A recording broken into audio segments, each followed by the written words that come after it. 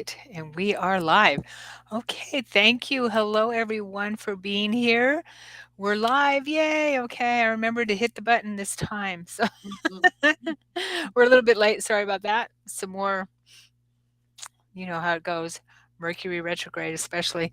So, Ashley, I'm here with Ashley again, Galactic Ashley, and we are here to hopefully give you some galactic updates from our Star Nation peeps and share some information that we hope is helpful for you and just have a good time and connect. So, those that do not know me, my name is Sharon Sananda Kumara, and I am in the Portland, Oregon area.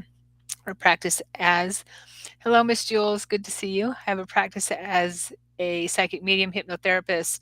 Uh, I teach metaphysical courses, things, anything that's woo woo. I'm there. I'm also a contactee and experiencer. I have been a contactee and experiencer since I was a child. And so I am here. My experiences happen to the present, to the day. So I do have some cool stuff to share. And that's a little bit about me. Ashley, good to see you again.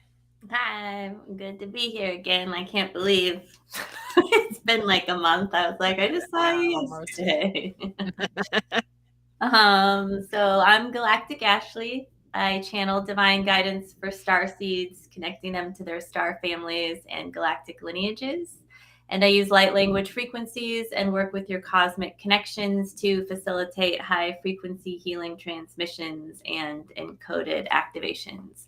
My every year I create these 3 9-week courses, and the next one, which is my wild card course, is starting next week on Wednesday, which will run for 9 weeks every Wednesday from 5:15 to 7:15, and I have also 5 bonus sessions with 5 guest speakers, and it's called Gaia and the Galactics. So if you are here and you want to get your galactic groove on, or you feel like you align with being an earth warrior, a dragon, or whatever, this one is going to be unique, I would say, compared to the others. It's very much, I just had an experience the other day where it's like I became this river and the river became the Milky Way. So it's really a lot about integrating these like galactic frequencies with earth frequencies, because earth is a star nation, and so these bodies have to kind of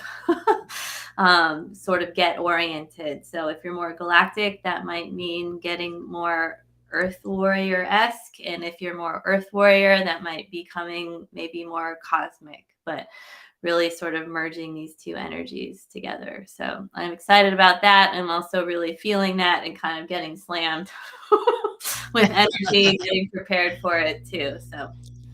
Nice, nice. That sounds really amazing. Thank you. Mhm. Yeah, thanks, Ashley. I know the energies have been crazy for me today, and I didn't really notice it too much until today. Something about this day, I'm not sure what it is, but I know there's a lot going on, and things have been crazy.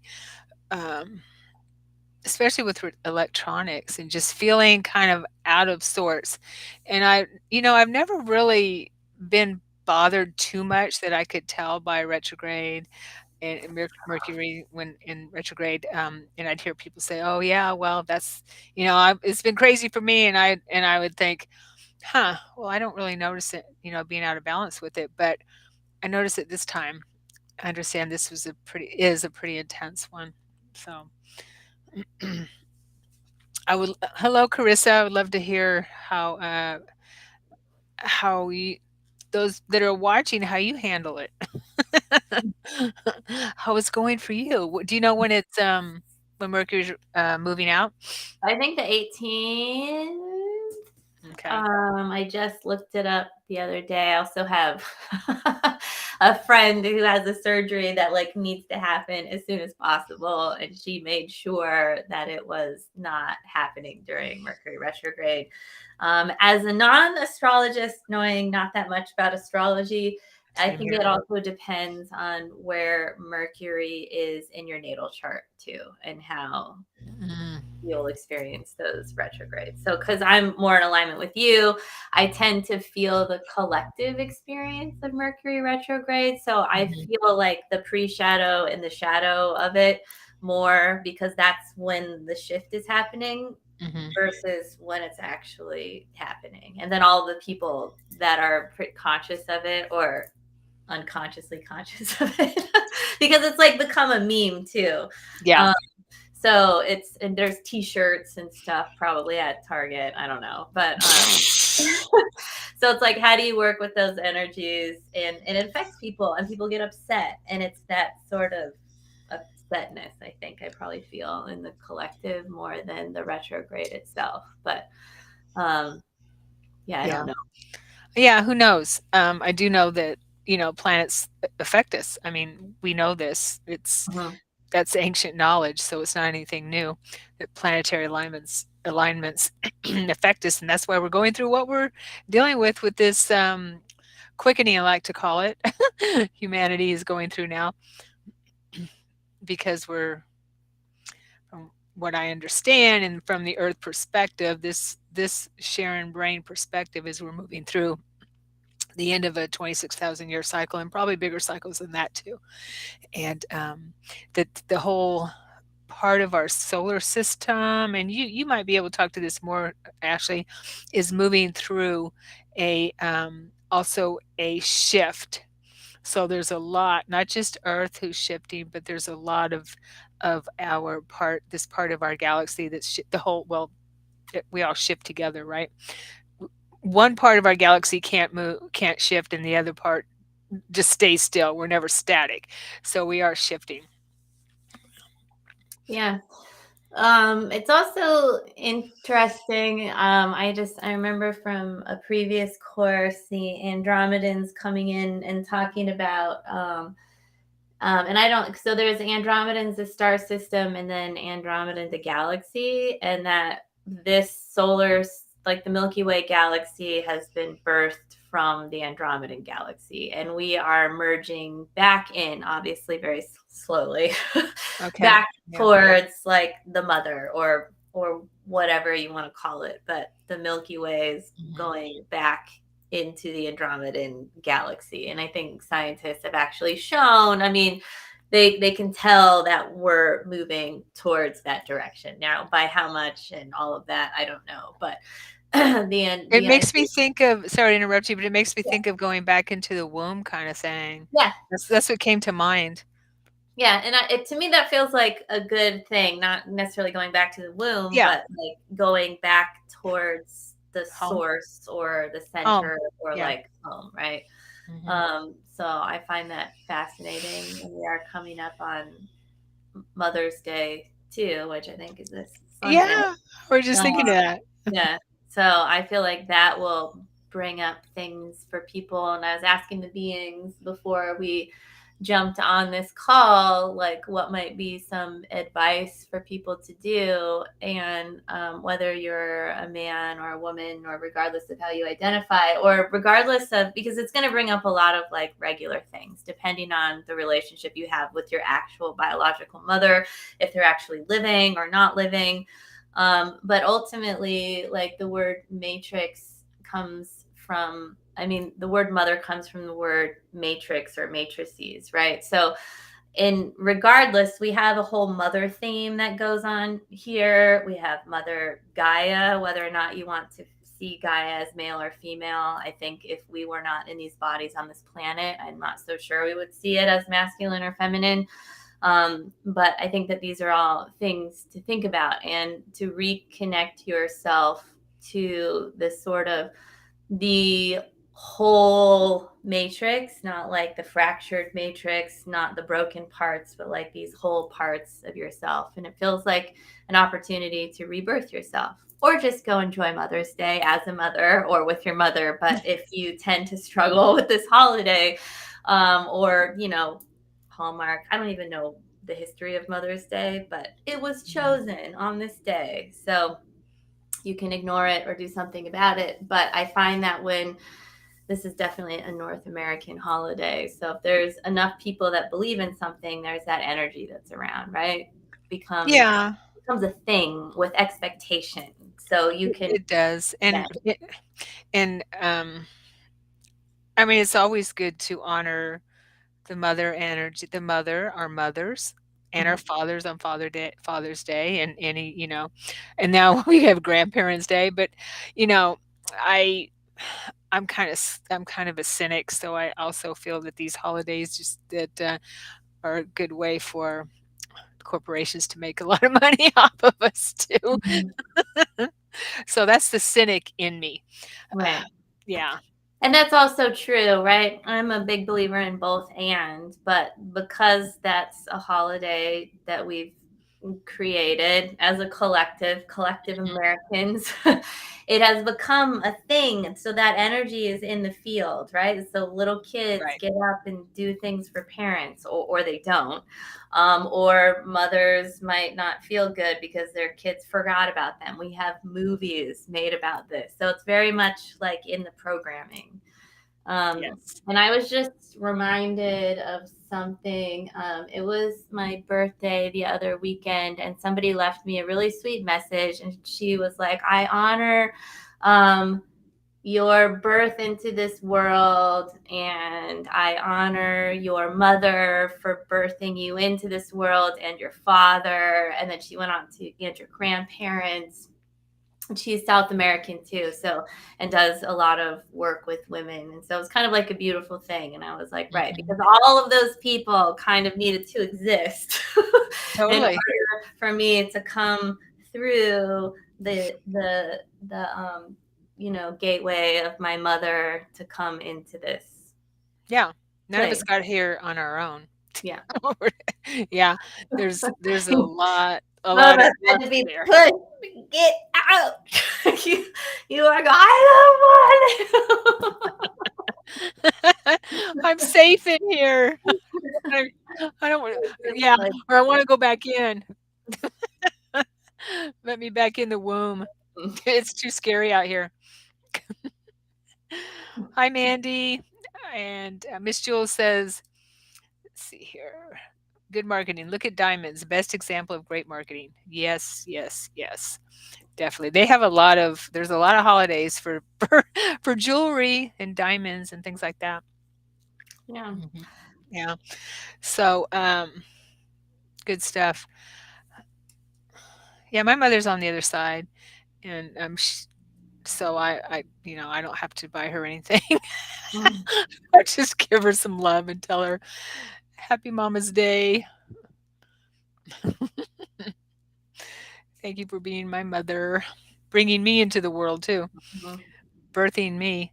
Um, so I wanted to share a couple of experiences that I had since we talked last, which I thought were kind of interesting. Hopefully, everyone will think so too. Um, and if you know me, some of the people here who know me, I am a traveler, and I do a lot of, well, we're all travelers in our nighttime, in the nighttime, but I'm a conscious traveler, so I do a lot of journeying. And it seems to me, well, not seems to, but lately, last 2 or 3 years at least, um, I'm remembering a lot of traveling to on ships and meeting up with extraterrestrials, some I have never seen before, that type of thing, and seeing a lot more of um, what I'm doing in the higher planes, I guess you could say, in different realities. um, so, beginning of May, I think, no, April. April. Where are we? We're mad. We're May. Okay. Who am I? Where am I? Okay. Um, April. Yes, in April, not too long ago. Yes, April. Yeah, 2 or 3 weeks ago. I had an experience where I was bilocating. Okay, and it was early in the morning, and I'm bilocating. I can see myself and also see myself from outside my body. and I'm wearing a a cloak or a cape with with the holes for arms. There's no sleeve, and of the cape kind of thing, and it's a blue color, like a light blue color, and then sleeves underneath that. And my um, at first I thought my hair was piled really high, but then I realized afterwards I think I had a really big head because uh, that came to me in my meditation afterwards. And I've seen that being, which I've talked about with who looks just like me in the face, but has the younger and higher frequency, but the big bald head. So I see her standing there, and there's a male next to her who's in a dark uniform, dark blue it looks like, and she's standing in front of, and I know that I'm there. I feel like it's me because I have the thoughts of her in and out.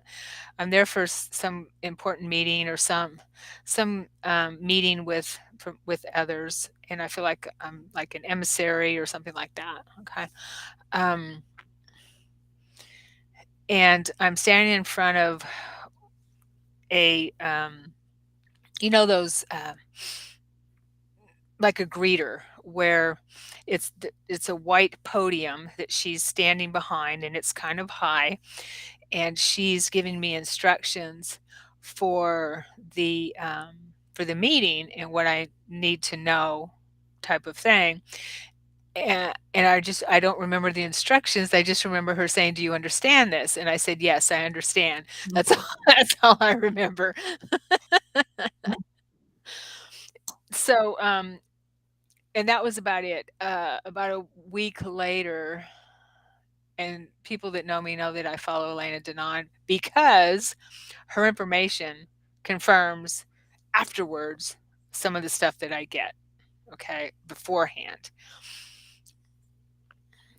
I saw an interview with her, and she was on Michael Sala, and she said that she was taken, and she was bilocating actually too, to a meeting um, through the council, through the federation of the council, the federation, and because apparently the information she got was that the the Draco reptilians that the Federation, that we've worked really hard to remove from our solar system, are trying to get back in. So they've made it a deal with these beings who are neutral in the system, that are pretty, that even the reptilian, the Draco, the Sakaar Empire, these beings are the only ones that the reptilians are afraid of. And they look like some huge alien type of being from the movies that we have, right? And so they made some kind of a deal with them to keep the reptilians out of, on the perimeters of the solar system, to keep them, because they're trying to get back in. Okay. Now they're not a part of the Federation, but they're trying to get them to be a part of the Federation. And I don't know if you can see them, but they're pretty scary looking. They're like 20 feet tall. But hold on, let me see, that type of a being. Mm. Yeah. Um, so there's what the meeting was all about, apparently, um, was that there might be some type of galactic battles going on in the solar system between these beings to keep them out of our solar system. So I thought that was interesting because I knew I was there for some big meeting kind of thing. I didn't know what it was. I didn't get the information because I'm not, I'm not saying that was it. I'm just saying it was kind of quinky dinky for me. And I know that my higher self gives me these, or what I've found is my higher self gives me these types of memories, awarenesses afterwards, in so that I can put the pieces together, which Our higher self does that to us all the time, right? That's what they do. Yeah. So I thought that was pretty interesting. And there was something that she said, and I can't remember what it was, darn it. Anyway, that went along with my experience. I can't remember what it was at the moment. So that was one experience. I had another experience where I was what felt like in, and it's just reality shift is what it is. I'm shifting into another reality, right? Um, and I was felt like I was in some kind of underground base or something like that, and I'm with a male who I know who he is. I've been with him many times. I'm there with my awareness as me, and I'm who is as me as Sharon, who is bilocating again with the person that's in the base. Okay, if that makes any sense. Okay, so my awareness is within that part of me. Okay, in that reality shift, and I'm doing something. I'm actually holding a baby and doing something with a baby. Okay, I feel like there's children involved, and I don't know. I have a feeling there might be some kind of operations I'm on with maybe rescuing children or something like that. I've felt something like that because of my history. So I'm holding a baby. Um, I give the baby back to this person, and I ask the male, "Are we, as me, Sharon? Are we in an underground? Are we underground in an underground base?" And he says, "Well, we don't need to talk about that now." In other words, okay, you already know where you are. All right. Well, as Sharon, we'll talk about that another time, right? And then I said, "Well, what are you doing?" As me, and he says, "Well, this is the work week. This is the work week." In other words, so what I was getting was that we were there to do something, some kind of a mission. Okay. Now, um, The work week. it's the work week. It's a work week. The Yeah. work week. Yeah.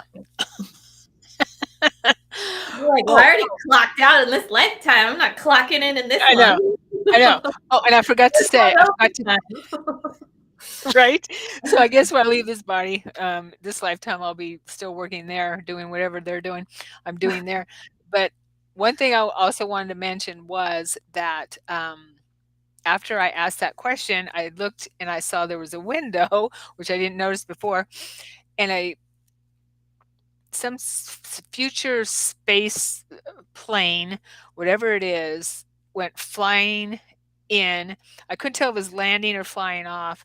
And I tried to find something that looked like it, but it was silver and it didn't have wings like a plane. It was elongated and very futuristic looking. Um, it could have been a drone, I don't know, but it was flying pretty quickly as it went by the window, and it was either landing or taking off because it was kind of um, it wasn't it was kind of like perpendicular like that. So I thought that That was was in interesting. your waking life or in a dream space? In this reality shift, in the shifted reality, yeah. So when you were driving around, you looked out and saw that? No, that was when I was in that what I thought was an underground base. Okay. I So you saw that. saw Yeah. underground, you But I saw wasn't underground when I saw that. Then I realized, oh, oh wait, I'm not underground because I didn't see the window at first. okay. Yeah. So Yeah. some place where futuristic wingless planes are landing and taking off. Unless they're not futuristic and it's some kind of base that has Right. these craft that Mhm. are there. Yeah. Um, so anyway, I thought those were interesting. I need to sit and that just happened not too long ago. So I need to sit in meditation with that and see bring through information too about that. You know, where was I and what was that all about? Um, there was something else. Oh, okay. Also, I've been getting downloads, whatever you want to call them, inclinations, intuitions, inspiration, whatever you want to call these, that we're going to be seeing a lot more craft in the sky. Have you been getting anything about that? So regular people are going to be seeing a lot more craft in the sky. Okay. In our everyday lives. Yeah. Okay. No, I mean, I haven't. I that feels right. I think they're all kind of always around. So Yeah. are they? And when we say they, I mean, because uh, so I guess what I would say is anytime you see a craft, feel free to tune into that craft and see what it feels like to you because there's all kinds of different frequencies of crafts that are flying around. Right. And never try and force. I mean, if somebody's next to you and you're like, "Oh my God, did you just see that?" and they're like, "No, don't doubt yourself, and don't force them to see something if they can't see it either." But like, enjoy it, and if you get excited about it, try and tune into it because my experiences and watching other people and going to a SETI, like these are opportunities to be big heart openers, or it could just be something that you're being seen for some other reason and you might not want to have anything to do with that craft. Yeah. So I think there's like multiple things going on. So it would be interesting to see. It feels to me like a lot more frequencies are going to be able to come through to sort of like opportunities to kickstart somebody into maybe remembering their own history, connecting with galactic families and star families, people that just it hasn't like quite clicked on for them, to help widen the spectrum of awakening. Yeah. Yeah, definitely. I feel that that's happening as we speak, and it's continuing to happen. And I feel it, and with, like you said, seeing, excuse me, seeing more aircraft, I believe, is also be. We're not really seeing more aircraft. It's just that more people are becoming aware of them, perhaps. If that makes sense. Yeah, and Yeah. it can also. I mean, I feel like if I can imagine that because the Earth is shifting, right? So I feel like there's a plethora of veils. All Yeah. these veils are actually kind of helpful. So some of them can kind of be dropping in certain frequency points or areas Hmm. where beings or spacecraft that has a craft that can lower its frequency to take a physical form so that we can actually be able to see it would come into, especially the daytime ones, right? Because those to me require kind of like a different kind of field of energy. Like and it might not be your star family, but your star family can be working through because everybody's like connected and people know where they are. And so they'd be like, "Hey, I got a A kid little, down there. yeah, just a I little need to do a wink. flyby," right? Because it's all kind of orchestrated and sort of Right. organized. And then that's when you're like, and I just somebody I was working with was like, my husband was driving and I was looking out the window and it was during the day and this spaceship thing flew by and I'm like, that's amazing, and it felt really amazing, and that's exciting, and it's always exciting to have a place where you can share that and feel safe about it rather than Right. ridiculed. Now at nighttime, and maybe, I mean, I feel like I see way more craft at night than during the day because I think it's easier for them to be farther away and to be like bloop bloop and then just go away. Power up. Yeah. Yeah. So It's interesting also, and it doesn't have to be a craft. I'll never forget when I was with Ashley here in person at one of a meeting where we were doing channeling and that type of thing, and we channeled galactics. And I came home and sat, and I have these windows next to where I sit, and I was just relaxing, watching something on TV, and something told me to turn, and I turned, and when I turned, and it was a night, I saw this huge ball of light fly fly in front of the window. It came down from the roof and flew by and went out over the river. There was no way it could have been a light from anything.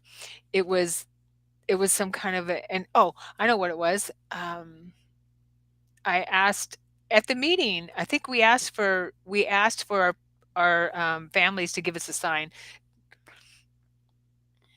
if I remember correctly. Yeah, because I remember feeling that. Yeah, this was 3 years, 6 years ago, or whenever. How long have you been living there? Yeah, 6 years. it's definitely been a while. Yeah, it's been 6 or 7 years ago, but it was pretty cool because I remember now that we asked them to give us a sign, show something for us. So, we can do that. And that was really cool. So we can see orbs too, light orbs. Hmm. They don't necessarily have to be ships. And a lot of the ships may be man-made too, of course. Yeah, those are the ones I'm a little like, Yeah. Hmm. I'm Yeah. out of here. Like if you can't do something really nuts with your ship and or just completely disappear, or it's too clunky, or it's too, Right. I'm going the other way. Like, It looks like you've had a few I'm beers sorry, before is that you a screw that got I see from here? I am gone. or if it's dirty, they Yeah, haven't washed it. Okay. yeah. I'm sorry, that doesn't hook up to DNA. No, no thank you. That's funny. I'll never forget Whitley Strieber. I'm sure everyone knows who Whitley Strieber is. You know who Whitley Strieber is, right? He wrote Contact, the Hmm. first book with the ET on the cover, where everyone, was triggered big time almost. First I want to say hi to AJ. Hey AJ from Columbia. Good to see you. Um, in Whitley Strieber's book, did I lose that thought? Look, the ET on the front blew everybody's mind. The dirty spacecraft. Okay, Right, right, that's right. what it was. Okay, he. I don't remember which book he wrote it in, this experience in, but he was picked up. A human came to his house in the middle of the night and picked him up in a spaceship, and he said it was like a two-seater, and he said that it stunk. It stunk inside the ship, and it wasn't even clean. So it was this guy's little personal ship, and I assume he went around and picked up people or beings for some program, Like a space ride. and did a little space taxi, and couldn't even clean his ship. That's okay. There's what is it called? It's one of my favorite shows on Netflix, and I think it's really good to watch with kids. I mean, because it's an animation. Okay. But it's about basically, I think it'll come to me in a second. It's about aliens that come here, and their whole planet's gonna like explode or get taken over or something. So they decide to become. They're like, we need to become incognito so that nobody sees us. So the whatever the voice that is helping them turns them into an old man, a girl, and then basically like a boy, like a dark skinned boy. So, but the joke is like these are the things that basically society looks over, so you're not going to be noticed. And they were brother and sister, and they went to school. But it's a really good show. But there is a character in there who they also run across who is also hiding there, and he's a mess. And he has a dirty spaceship, and they have to use it to go somewhere. That's like because he eats all these foods because he's like in a body and he's kind of overweight and he has this sort of like really messy craft. Oh, that's funny. Yeah, I it's guess good. he doesn't have cleaning drones. No, That's because you're supposed to be human here, like hiding from these like forces that are coming. But when they're in their right. house, they will like flip into, like this. Because the old man with the cane can turn into like this, this giant um, being that knows how to fight. It's like supposed to be protecting the prince and the princess or whatever, so that they don't get killed, so that they can go back to the planet. Anyways, Oh, funny. yeah, it's good. Sounds good. I'm gonna find out what it is. It is an animation, but it's very good. So Monica says, "Hey Monica, it was Communion." I stand corrected. Thank you, Monica. Yeah, that book cover triggered a lot of people. Um, Communion, not Contact. Contact was the movie, I believe, with Jodie Foster, which is pretty cool too. Uh, but yeah, Willie Streeter's written a lot of good books. I always buy any books that he comes out with. It's good stuff. He usually comes to the UFO festival. I wonder if he's going to be there this year. Uh, I don't know. Ashley and I were just talking about in our neck of the woods, McMinnville, the UFO festival that they have every year is going to be this month, where this is the first photographed craft, the first craft that was photographed by a farmer, right, in the 50s. Isn't that correct? I think so. It's funny because I moved out here and I didn't know anything about the UFO. Oh, shame on you. And then I Shame was on you. like, oh,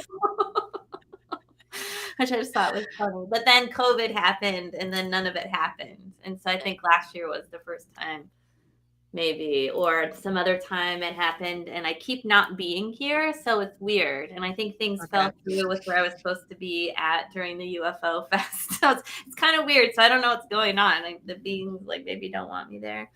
I will say I feel like this is something I learned, and there's no judgment. There's a lot of UFOologists out there, Mhm. and that doesn't necessarily equate to spirituality. And Oh, so I agree. when I I show agree. up on Yeah. the scene, I'm like, oh, galactic UFOs, spirituality, the same thing. And then Yeah. I realized it's not the same thing at all. And this is also one of those things that I just have to like get over. It's good that people are celebrating this stuff, but there's like lots of alcohol and like partying involved. So there's this part of me that's like, Yeah. so there's just a lot of different energies. But and people dress up like green aliens, and it's I meant to be. enjoy the parade. Parade is fun where people dress up and they dress up their animals, their dogs and everything. So it's Yeah. kind of cool. But But it's just there's a nice history here and it's about history. that. The I didn't know. I just think it's funny because I show up and I'm like, wait, what? What is this UFO fest business? Yeah, well they chose McMinnville because apparently the first unrebunked, non-bunked, debunked, non-debunked uh photo. Undeniable. Yeah, undeniable photo of a craft was taken there. And I believe it was in the 50s. So, so that's why McMinnville is famous for that contact or that craft. So it's pretty cool. A That's why they chose it. farming couple in May 11th, 1950. There you go. Yeah. Yeah. Mhm. Yeah. Oh yeah, total flying saucer looking thing. So yeah, it's pretty cool. It's Yeah. it it's pretty cool looking. It's a typical flying saucer, like you Mhm. said, looking. Yeah. Yeah.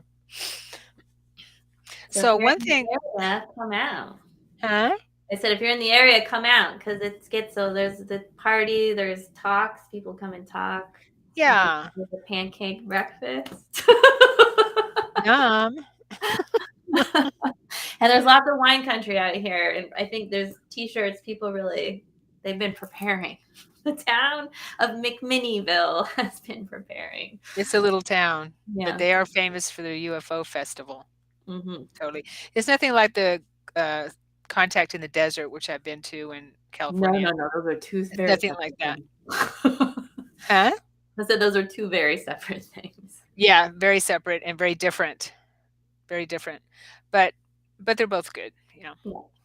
good stuff. So another thing that I wanted to mention was I don't know if we talked about this. We probably did about the possibility that there's have been prophecies, and Werner von Braun talked about this on his deathbed. You know who Werner von Braun is, right? The Nazi scientist that the United States brought over from after Nazi Germany after the war to work on rockets and things like that. On his deathbed, he um, confessed to his secretary, I think it was, that what we would call the deep state, their last gasp would be using Project Bluebeam to create a false um, alien invasion. And so I've been hearing a lot of talk about that might be ramping up. So I like what you said earlier, Ashley, about if anyone sees a craft or anything like that, to use your intuition, feel into it. Not only so what I understand also is, and it's not fear mongering here. It's just I think the more we're aware of these types of things, then the more we can be discerning of it, right? Mm-hmm. Yeah. And Project Bluebeam is, you can look it up for those who might not know what it is. It's a admitted um, military project with holographic imaging. Okay, and they can use so they can these people can project anything into our skies and make it look real, as we know, right? Um, so another part of this scenario I've heard too is that they might try to use people's religious beliefs to project like Christ, Buddha in the sky, saying, we are here. Get on these ships. We'll take you away because the world is ending, kind of thing. I'm sorry. No, that's I know okay. that I'm like all starseed and all galactic, but I just am not getting on a ship. I'm like, no. What's that? I know that I'm like starseed galactic person, but I'm not getting on a ship. I don't care Well, who. that's you. That's you. Yeah. I know, but I just, Right. I know a lot of it, and I think that there's a lot of good, there's a lot of good ships out there to get on, but I think if the beings were coming for me, they would come in a different thing. But I think it's also important to remember, and I saw this actually a while ago. Ships aren't necessarily metal and things. There's actually a Mhm. whole bunch of ships that are here helping Earth, and they're Mhm. these chunks of planets, like actual planetary chunks that are like ships. Like Earth is a ship, right? Right. I think Oh, it's really yes, I was just gonna say important. that. We're on a ship.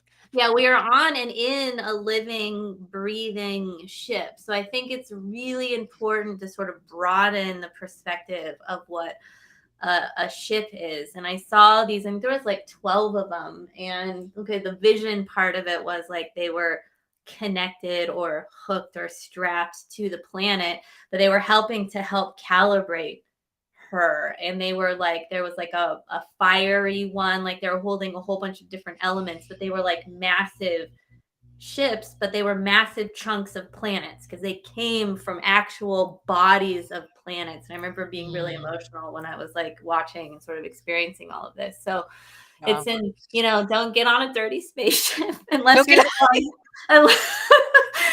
do a white figure test. I mean, I guess whatever's going to happen is going to happen, and you're going to know the right thing to do. well well well, yes, we say that because, we have the experiences we have and we trust what we get, but a lot of people might not, you know what I Yeah. mean? Especially if it's going to be feeding into their religious, beliefs and that kind of thing. So just, you know, to help in any way, if it helps Mhm. one person be aware if it happens, Right, right, right. like you said, whatever happens is gonna happen, Yeah. um, to be aware that, that might not be what you wanna do if if that happens. Yeah. Um, because because I will say in the secret space programs, these people, that were taken, and I'm I know now for sure that I was one of them because I have had a memory during a hypnosis session of being on Mars. Um, that and I mean, it's just crazy what these people have gone through. We're told that Earth was destroyed. Antonio Rodriguez writes about it in his book too, where he have people that he came across on the moon and on Ceres were Ceres, I don't know about the moon, were told that Earth was destroyed. So they didn't know that, they're lied to. These people lie like crazy. So Hmm. these beings. So I think it's important that we understand that always use discernment and the most important thing for us, like you were saying, is to be connected to our inner self, our inner guidance, and our inner our star peeps, our family, that kind of thing. And how you know that is if it's based on love and it feels good and Hmm. it's positive, their messages are positive, and it's not fear mongering, that type of thing. Yeah. Um, but also, I want not but and since we are in the process of joining the Federation, we need to be discerning. Wait, can you say that again? Sorry. Since Earth is in the process of joining the Galactic Federation, that of worlds, of planets, that humans need to be discerning. In other words, not be constantly um, falling for lies. You got that, everybody? Don't fall for the lies. Sorry.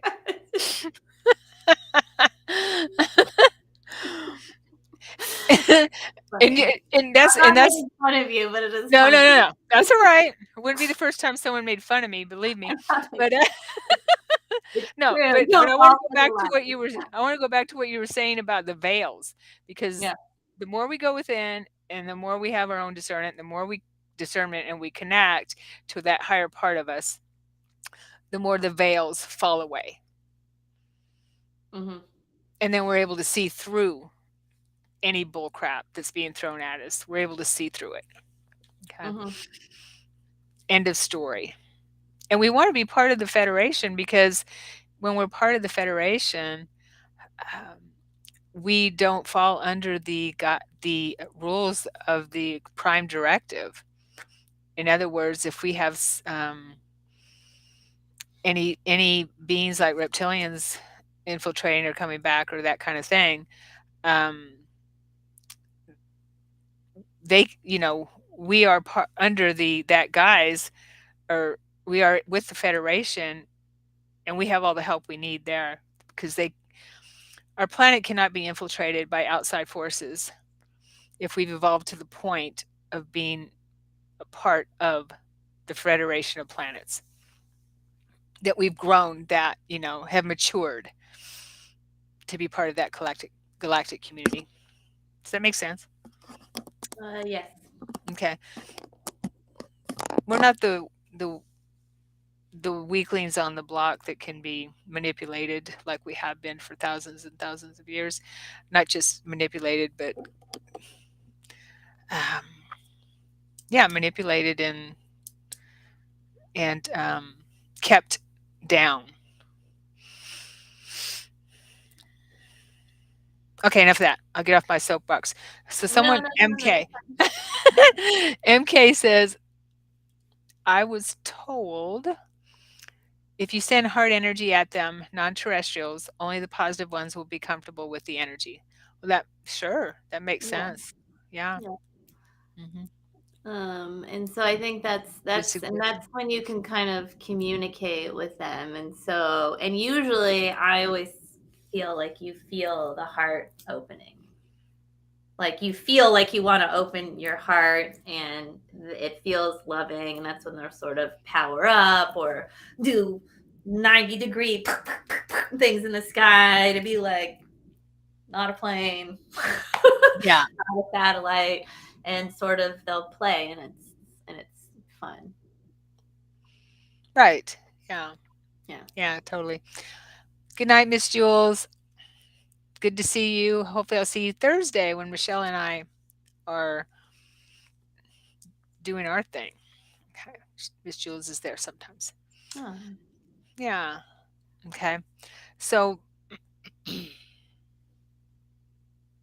So if you do want to see, so if anybody wants to like play with, I just like to call them UFOs, but of course they're not called that anymore. And I like to, UAPs. They're called yeah, UAPs. UAPs, UAPs. It's like to you can go outside, and it's always fun to do it with people, but you can definitely do it by yourself and set a really clear intention to connect with high vibrational non-terrestrial, extraterrestrial beings. If you're already connected with your star family, you can ask them to help you, and watch, and it should be fun. Yeah. Yeah, we've done my sister and I have done a lot of a few CE5s at Mm-hmm. her house because she's up in Snohomish and has some property out there. And we've had groups out there, CE5s, the Stephen Greer thing. And we have seen shit. Every time I go there, we see, I should say, craft that are very unusual than just a satellite or a shooting star. And who is to say it's a shooting star anyway? It could be a fast moving craft. Who who is to say it's a shooting star? Um, so anyway, we've seen a lot of that stuff, but also we take pictures and get some good stuff. Lots of good stuff. So if you do any kind of a CE5, be sure and take some pictures. I bet you'll get some good stuff. Yeah, And when people meditate together, yeah, you really feel the energies there yeah, because it's not always about craft in the sky. It's also about beings being around you too. yeah, Yeah, which is cool, and you'll feel it. and fun. Okay. Huh? And fun. I think it's just important. Like it's serious, and like it's always good to set up space, create the intention, but it should be really fun and exciting. Right. Right. And I think that also sort of jacks up the energy. It does, and that's what attracts the Yeah. higher beings to us. Yeah. When we ramp up the energy and raise our frequency, because that's what they're all about. Lightness, Mm-hmm. right? And we are too in that higher part of us. Mm-hmm. Yeah. Good stuff. Okay, so anyone have any comments or questions about their experiences or anything? Anything else you want to talk about, Ashley? I don't know if I said this last time, but I keep on sort of getting nudged to say this every once in a while. I did like a 5-5 gateway event last week, and I know that there's a lot of talk out there about the Earth going through a pole reversal shift, and it's that talk has been out there for a while. Someone mentioned that to me the other day. Yeah, and so what I really feel is like the human is going through a pole reversal shift. Like we individually are, and then maybe at some point the earth is. But if the earth does that overnight, we're all exploding, right? Like that doesn't that doesn't Yeah. really track with what's going on. And what I mean by this is, and I think that's why I was just sitting there thinking today, it's like, what's going on? Because the beings gave me the name for this course guy in the galactics. And I'm just like, okay, so now I'm kind of like watching all of this stuff happen and feeling all of these things. And it really feels to me like however you align is perfect, but your own poles are going to get reversed, right? Because I used to spend the majority of my time connecting, and I still do, and it's very easy for me to connect with the the star nations and all the beings, and my preferred realm are the light realms, right? But I've been really being asked for a while, and I've been really working on this for over a year, to be able to connect with like rivers and mountains, but like channeling all of this energy through my body, which is denser and different. And it kind of almost feels like everything is just getting reversed, but it's not getting reversed in that I'm no longer whoever I think I am, although that may or may not be true. I don't know. But last year, for a while, they were like, there is no such thing as, I don't know if I said this here, but they were like, there is no such thing as Ashley. There is no such thing as Galactic Ashley. And I was like, oh God, like, what is about to happen, right? And then it was like a lot of this stuff started shifting, and it's been over a year. And it's so, and a lot of that is so I can connect to the dragon consciousness and channel this massive energy through me, which took me a while and a lot of sort of adjustments in my energy field to be able to do that. And now it's like, okay, can you channel this river, and then every voice that's ever sung to this river, and also become a chunk of a mountain that falls off into the river and dissolve into the river and channel this massive amount of energy. And it's like, and so that's sort of what I've been being asked to do too. And that is also taking a whole lot of adjustments. And it's not because I am only this way or the earth, right? It's because I am both and having to merge those things together. So I'm saying all of this because in a lot of ways I could get in my head and be like, wow, I'm lost. I don't know anything. Who am I? And a lot of that has, been coming up like mildly. I'm just like, well, we'll see. And by the way, beings, I do have a business that needs to operate down here. So help me do something. Because I still want to work with Starseeds, right? But this whole idea of Earth Warrior has really been like surfacing too. And I'm like, okay. And they've never been separate. And so I really think and believe and feel it's about merging these two things I was just going to together. say integration. Yeah, but like in That word can, a massive way. So a yeah. lot of us I feel like are going through these whole shifts to bring these things together. And so what might this look like? This might look like somebody that what I call, and what I would have said before, is reverse grounding. Like if you don't feel like you're from here, connect up, bring earth here. I mean, bring home here to this planet. It's okay to be rooted if that feels safe to you, but you need to be here, right? Versus a lot of people that are like, I need to be grounded into this planet and then I'll reach up. Because either way, both of those things can be disorienting. So it really feels like we're supposed to be very connected to the stars, very connected to this planet, and integrate both of those things in all of the massive ways. And it can really feel like a pole reversal in the body. And so anytime there's stuff out there that's like, oh, the earth is going through this pole reversal, I would tune into that and see how you might be going through a pole reversal, or how and this can look like things that you were really, really interested in. There's nothing there anymore, which like that was a chunk of our identity. Like, what if you created in this one way and made this one thing, and then you're like, I don't care about this, or I want to get rid of the guitar, or that thing that I used to be really into, or maybe I was really into cars and now I'm not. I'm just totally making up random things right now.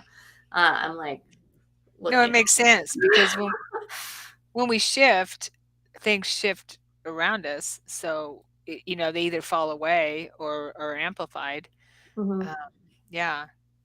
No, And that makes total when sense. we start integrating what I call, or what can be called, stations of identity, which are these like multi-dimensional aspects of ourselves, whether they were some earth warrior or whether this was your big-headed person behind the podium. I think she's my future self. Okay, so But what maybe. is future anyway? Yeah, but maybe this is another aspect of you that's wanting to integrate into this body. And so I've not experienced a near-death experience in the same way that you have, nor have I experienced a soul exchange in that way. But we can have soul braids, or an integration. What I like is just another aspect of us coming in because we've done enough work to create enough space. And so when we start embodying and actually becoming and merging or braiding with these higher vibrational parts of ourselves, there's going to be huge chunks of us that fall off into the river, or that like, maybe like I remember somebody I knew growing up hit their head or something, got a concussion, and they came out of it. They didn't like sour cream anymore. Like they wouldn't touch it. So I'm just coming up with random stuff, but it's okay if like I think that these are the kinds of identity shifts that are going to be happening. And when that happens, there can be a lot of people, and I've experienced this, although it's usually within family, and so I'm like, you don't know what you're talking about. But like, I don't even know who you are anymore, right? That was me mocking my mother. But but I mean, you could have other people around you that just sort of disappear, or they might be like, and they just leave, Totally. and you might not really know who you are anymore. But rather than panicking, and I've been seeing this in a lot of people's field, like energy fields. The beings will basically show me this field of this, like an actual field that's just open and it's empty, right? Mhm. And in that emptiness, you can discover who this version of you is, right? Mhm. Which it can, rather than being like, I don't know who I am, what do I do, I'm having an identity crisis. It's like, just be without identity and take the space and time to discover likes and dislikes, just like a kid. I think we talk about this last time? I can't remember, but it's like kids Oh, are no. never like, they're not like, well, I should like that because XYZ. They're like, I love purple, I love rainbows, I love glitter, and they just like it because it feels good to them in the moment. Or I Yeah. don't like that, or I don't like you, or I'm not eating that candy from you, stranger person. You know what I Mhm. mean? So I feel like there's big things like that are happening within us. So if you have a friend and they seem like they maybe went a little cattywampus for a second, maybe just give them a break and see, and just remind them like it's okay. Because we sometimes, this is how I experience this, like all these parts, I feel a lot of times like I'm this multi-dimensional Rubik's cube. That's like not just a square one, but like some wacky shaped one. And that shape is always changing. And then when that shape is always changing, then all the colors have to like constantly realign. And then Mhm. there are times where that realignment and those shapes, I just feel like I'm a part in a lot of different pieces, and I just have to trust that it's all going to come back together. And it's in that being torn apart for a second before you get put back together, that's a little disarming and pretty vulnerable, and like, I don't know what's going on. And you beings promised me that I would not have a psychological split, and they're like, you're not going to.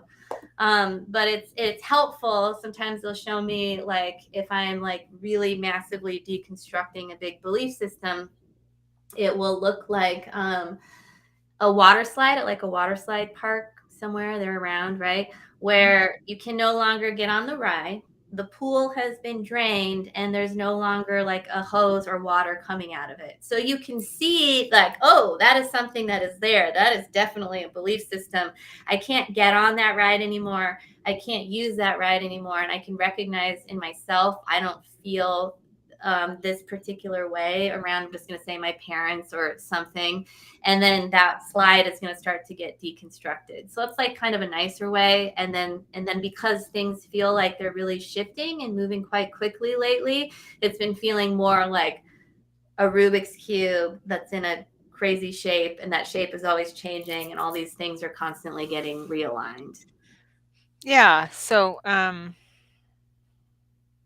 And it's a lot. that makes it's yeah, it is a lot. It is a lot, I know. Makes me think of as we shift and things are getting realigned, that shifting, th whatever's in our life that doesn't serve us any longer, that we're shifting out of, that matrix comes apart, is falls. It's a matrix, right? Part of Mhm. our matrix, and that matrix just falls apart, and then we might build bring something else into our matrix that is in alignment with where we're shifting to. And so keeping that energy flowing, or the matrix moving and flowing, because I had seen, I don't know if I shared that here, but I've seen my matrix. Well, I've seen the matrix in a grocery store, the actual matrix. Um, no drugs, no alcohol involved when I was meditating and fasting, though. But, and I saw the green and blue lines, everything disappeared, and I could see the matrix just like in the movie, except a different color, and like the holodeck on Star Trek. So I knew then, okay, this is all a projection. We're projecting all this. And I also saw my own matrix, Mm-hmm. my own personal matrix. And this was in a psilocybin ceremony. And it was actually, it was so gorgeous. It was beautiful. It was pastel coloring. I could see as I was breathing, I could see the matrix moving in and out as I was breathing my matrix. It was just really, really pretty. So yeah, so I got that. I could write books on just those two journeys alone, psilocybin journeys. Um, but I got that as I was healing from the psilocybin, from the medicine, the plant medicine, that my matrix was being adjusted, like you were talking about, kind of thing. Yeah, and light was being brought in, um, and things were coming up for me to heal, and things did come up. A lot of things came up, a lot of stuff. So what was being brought up that was stuck in my matrix, or just still rattling around in my matrix, came up. So anyway, it made me think of that. So cool. Mm-hmm. Yeah. Yeah. Uh, and if you don't know, like 20 years ago, I didn't know what was going on with me when I was going through, these really deep experiences that we can call a dark night of the soul. If you don't know what's going on, it's very scary. So yeah, and people, your family, your friends can look at you like, okay, she's losing it, which I kind of was. I was. I just had one toe in this reality. The rest was in other realities. But anyway, I recovered. Yeah. Yeah, yeah, and people do. People will. Hmm. Yeah, good advice. Because there's a lot going on. We're shifting. I feel a shift every day. Mm-hmm. Something's shifting. I was just writing in my book a couple days ago um, about about shifting and being aware of two realities at the same time. And I don't know how to explain it, but as I'm sitting there in my room, in my bedroom classroom at the time 20 years ago, and my teachers are in there showing me different frequencies and how our frequency affects everything around us, and I realized it was my frequency that was affecting everything around me. I could hear a conversation with my partner at the time that I was having, that they were showing me in my head, and the conversation started at a higher frequency, and it was friendly and everything, and then they showed a dial. I could see a hand on a dial, turning a dial, turning it down, the frequency would go down, and the same conversation would get less and less friendly. Same conversation as the frequency was lowered, and then they'd show turn it back up. So I realized that my frequency, it was me, my higher self, or whoever, turning up and down my frequency, showing me that my frequency affects how I perceive the world and even my interactions with people, right? Mm-hmm. Yeah. Um, there's, uh, and there was something else that happened, and I don't remember what I was writing about, but where I realized, okay, we're not, since we're not really in this world. We're projecting this world. If I just sit here, I'm just sitting here. I have these weird thoughts. I'm just sitting here. Can I just sit here and um, project, and just be? I'm just sitting and being. I'm in this space. I'm not really anywhere. I'm not anywhere. I'm still at source. I'm at God at source. I'm one with God, one with source, projecting into this space, this what I think is space. But but I'm not there. Talk about a pretzel.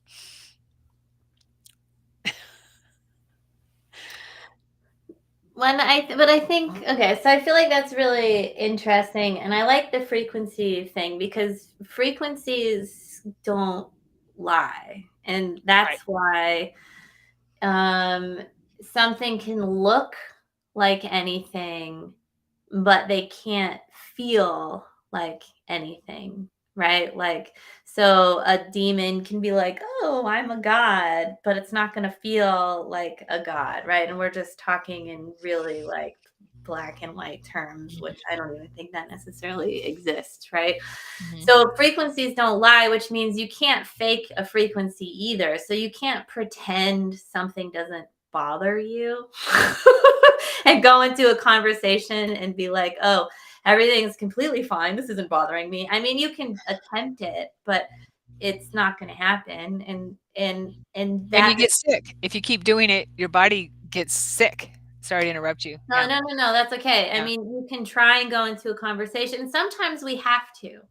Sometimes we have to go into conversations because we want to be there for our friend or whatever, but something terrible is going. We just have to kind of like suck it up and just be like, I'm going to do this. And I'm also going to pay attention to what is happening to me internally that doesn't want to be here, that doesn't like this, because physically I am not in danger, but I am really uncomfortable with this because of why. So then it helps us unearth these subconscious frequencies that we're all dealing with that are actually interfering with our conscious intentions. So everything that we have around us that we see in our life that is existing is highly based on our belief systems, our own frequency. It's like the Mhm. torus field, right? Which Mhm. even when we die, like that, this is an energy field that's never created or destroyed. It's the parts of us. I feel like it comes from our heart. Ideally, it's spinning around us. We're inside of it. And then if you want to go with the whole projection, everything's being mirrored to us, Mahana and Mayu, and this wall isn't real, except it kind of is. Right. So, Because we um, make it real. Our mind makes it real. yeah, and Yeah. but we have to do so much clearing out of these belief systems that we've inherited from how we entered into this space to begin with, um, to be able for this wall not to be real. Because in order for me to be able to walk through this wall, I have to be able to shift my vibration purely to be able to vibrate actually as fast as this wall is vibrating so that I can walk through it. And Mhm. that's going to take a little bit of time. I mean, it's not just I'm going to believe this and shift my belief system and run through this wall. Otherwise, I'm going to be very bruised for a while I keep trying. But I'm literally going to have to like vibrate so fast that I can walk through this wall. We think this is dense and dumb and boring, but it's really not. And there's a lot of things in my subconscious that are that aren't telling me that this is a wall or not a wall, but that are in my subconscious that are preventing me to be able to shift my ability to vibrate at those levels, and to do so while still being in a body, right? Because we are in these bodies to increase their vibration. And to me, that's why things get so uncomfortable. Yeah. That's interesting about the wall. I love that because when I go out of body, I can only walk through a wall. I mean, I'm a lot better with it now. But if I don't believe that I can walk through that wall, if I think that I'm not able to walk through that wall, if I still belief, I Mm-hmm. can't walk through the wall. But if I know I can walk through this wall, I'm not physical, then I can. I can walk through the wall. So there, of course, it's a little different, but you know, But it's still kind of very but similar, same thing. it's the same thing because there is no wall. Yeah. You know, like in the Matrix, there is no spoon, and the child monk says there is no spoon. And I just had a spoon bending class too last weekend. Everyone bent their spoon and more. Again, Yeah. like twirly, twirl it, do it twirl. Yes, yes, lots of twirls. Yes. Lots of twirls. But yeah, that's mind bending stuff. I love it. I would suggest everyone write a book because you dive deep. Everyone has a book in them, right, Yeah. AJ? AJ's the author here. There might be other authors here. Um, but yeah, everyone has a book in them. Get it, it helps you dive deep into your experiences and and life. I had a guest on my channel here, who year ago or so, where she started just out of the blue, decided that she wanted to do her life review while she was still here, and she did it, and yeah, um, and wrote it down, journaled it, Hmm. and it actually caused her to have a spiritual transformative experience, Wait. STE. When you say a life review, she took herself on what she could remember from this life, or like the Mhm. being took her No, she through? did it herself. She did it Oh, herself. okay, Yeah. okay, all So right, she started writing her life review, okay? okay. And and it led to a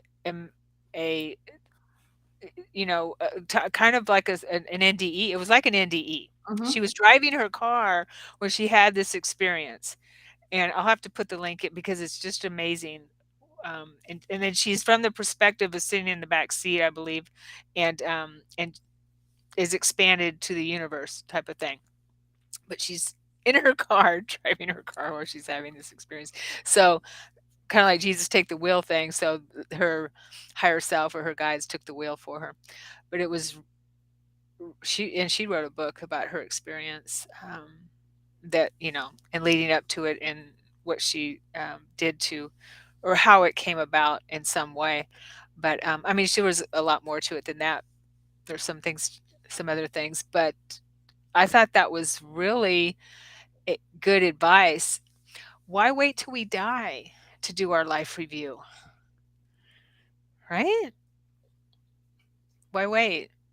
Why not get it out of the way while we're here, and then we have more time to have more time, space to have fun, or to move up higher on the other side when we do leave our bodies.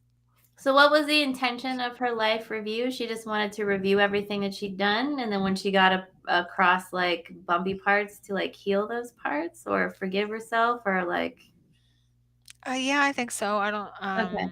I I can't remember the exact intention of it. Okay. She just got. She was maybe got information or guidance to Okay. start doing it. Yeah, I see. she started reading the Nag Hammadi scriptures, Gospels, Nag Hammadi books. I have the book up there, but I haven't read it. Um, and I think that that kind of kicked things off for her too. So it all Mhm. happened. A lot of things happening together there, like Yeah. which I can relate to, and I'm sure a lot of people can. Yeah. Yeah, but yeah, journaling, writing, very, very, very helpful. Okay, we are out of time. Hmm. Thank you everyone for being here. Hopefully, our our little show here was helpful for you, Hmm. and that you enjoyed it. Don't fall for the lies. That's Don't the fall. key. That's Don't fall the for the lies. That's the takeaway. yep. That's the motto for Hmm. tonight's show. Don't fall for the lies, Hmm. and they're everywhere. Trust what's within you, of course. All right. Thanks, Ashley. So Thank you. you talked about your course. Do you want to talk about it a little bit more and tell people where they can find you? Sure. If you go to galacticashley.com, you can sign up for the course. I would love to have, I also, from my main page, you can also sign up for a free discovery session. So you can see if you want to join the course or get a star session or do one on one coaching. But I am highly recommending and sort of trying to magnetize all the people that are wanting to come to this Guy in the Galactics course. It's going to feel really powerful. And I'm sort of going through this process right now of basically pre-processing everything that's going to be happening. And it feels intense to Nice. me, but in a good way, right? So I'll do a lot of the heavy lifting before to make room for all the beings and everything to come through, and kind of it'll be okay. So if you need a Yeah. whisper or something more than a whisper, you'll be able to get it. It's a safe space. And my favorite part about it is the community aspect. So you'll be around a lot of sort of like-hearted people. And there's also 5 guest speakers that we're going to be sharing their gifts too. So it should be a lot of fun. Nice. Nice. Yeah. Okay. All right. Yeah. And for me, I'm in the middle of a out of body experience and lucid dreaming course. So I have that going on now. It's a 3-week course. And, if anyone's interested, you can look at the recording and join us for the second class on Sunday. Just send me a note.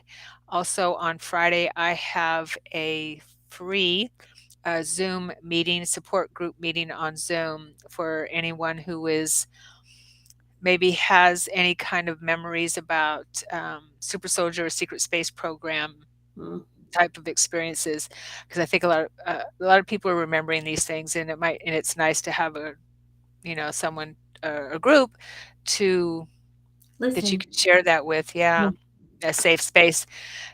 And also maybe people might recognize each other, because I've seen Mhm. that happen in my experiencers group too, another group, and out in the world.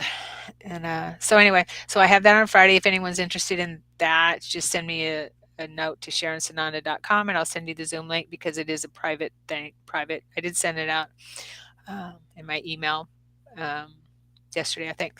But yeah, it's a private group, and that is that. All right. Mhm.